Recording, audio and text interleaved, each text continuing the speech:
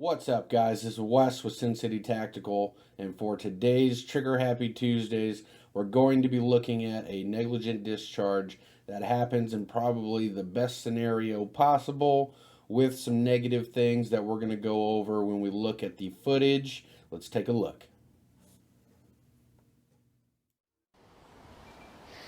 I'm going to try the little Colt Replica again.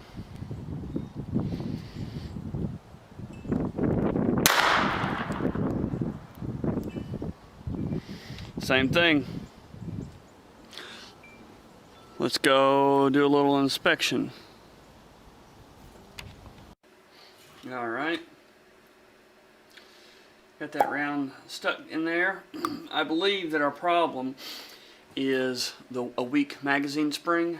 I've cleaned everything up real good, lubed everything really well, and it just does not, it won't get the round in there quick enough to allow it to chamber.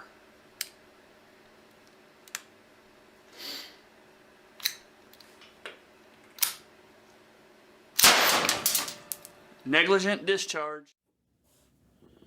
Alright, so after watching that first portion of the video, let's talk about the good and let's talk about the bad. As you saw, he was out testing, shooting it in the water. It stovepiped or got jammed into the actual chamber, and he goes to inspect it. He believes that it's possibly a weak spring on the magazine. As we'll find out later, it's actually something else.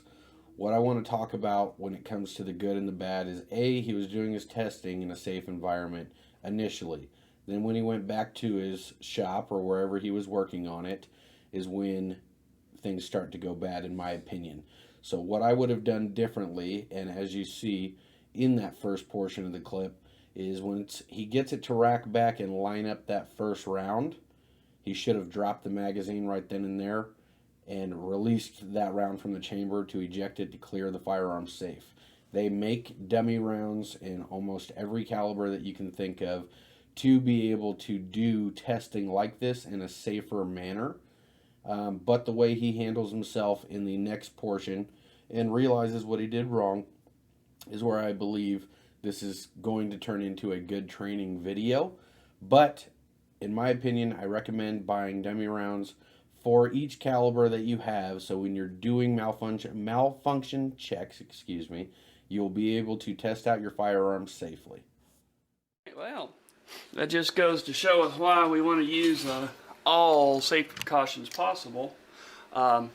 What you've got is this little thing, the firing pin was stuck in the out position.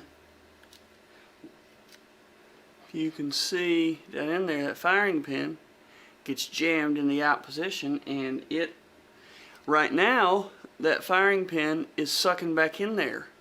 But that firing pin got hung up, and so whenever I racked that quickly and it chambered that round, it let that round loose. Check this out. Right in front of me, I mean right in front of me. See the dent on the stainless steel there? There's the jacket from the round. It was sitting right down in here. So that right there, my friends, is an unbelievable prime example of why you always follow your safety rules. So in conclusion of today's video, what we've learned is when you're doing safety checks or trying to figure out an issue with your firearm, there are safer ways to handle those situations.